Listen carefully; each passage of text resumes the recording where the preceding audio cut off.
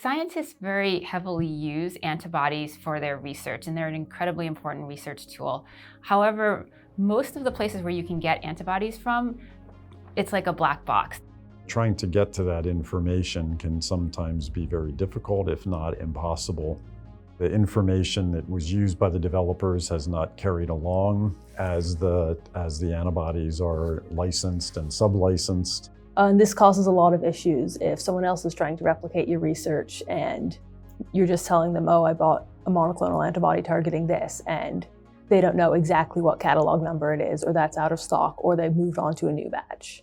Antibodies is a field that hasn't been super open, and so we really wanted to create a source where not only is the protein format available for antibodies, but also the sequences. So NABOR is the Neuroscience AntiBody Open Resource. And what it is, it's open access antibodies. So the goal of it is to provide scientists with plasmids, and for a subset of these plasmids, ready to use proteins that they can use to make antibodies. And we're working with Jim Trimmer from UC Davis, who's providing many of the first antibodies that we'll be distributing, as well as helping us with a lot of the quality control. One of the main goals of the NABOR initiative was really unambiguous identity of the antibodies, including working with the antibody registry to make sure every antibody has an RRID number.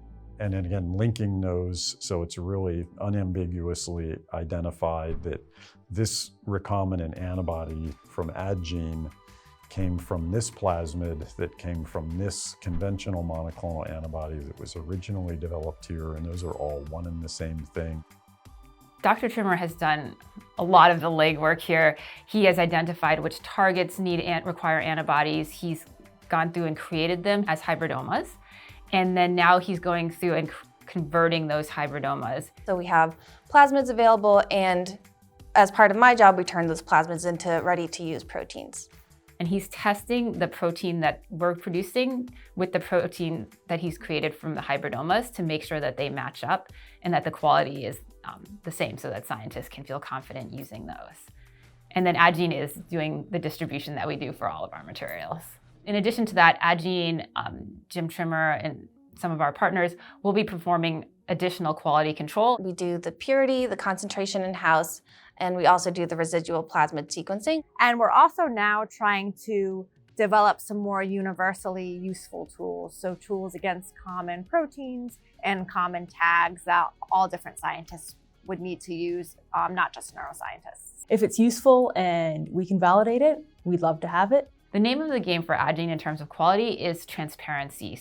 So Addgene is starting a data hub. It's going to be a platform where scientists can upload both protocols and experimental results. If you order an antibody from us or have used Jim Trimmer's antibodies before and have data regarding those, we would love to see that. And the goal here is not just to have positive data, because a lot of times when you look at publications, it's all the positive data, the beautiful images. We want to know the experiments that maybe didn't go well so that other scientists can review this and kind of decide before making that purchase whether the antibody is or isn't going to work for them. That type of data just makes the antibody that much more valuable, and particularly for recombinant antibodies where we're never going to run out of it. This is something that lasts a lifetime.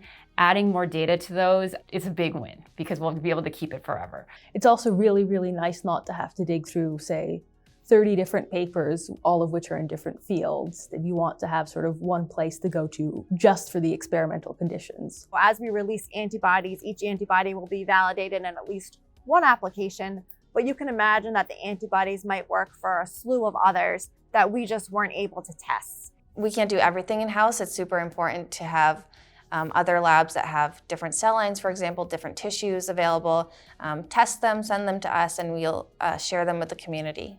If you have knockout validation for any antibody or for any of our antibodies, please tell us. We would love to be able to tell other scientists that there's a gold standard for validation there. In order to have reliable antibodies for everybody, it's helpful if you deposit your own antibodies. It's helpful to share data with us, and it'll be great to have something that's reliable for the community.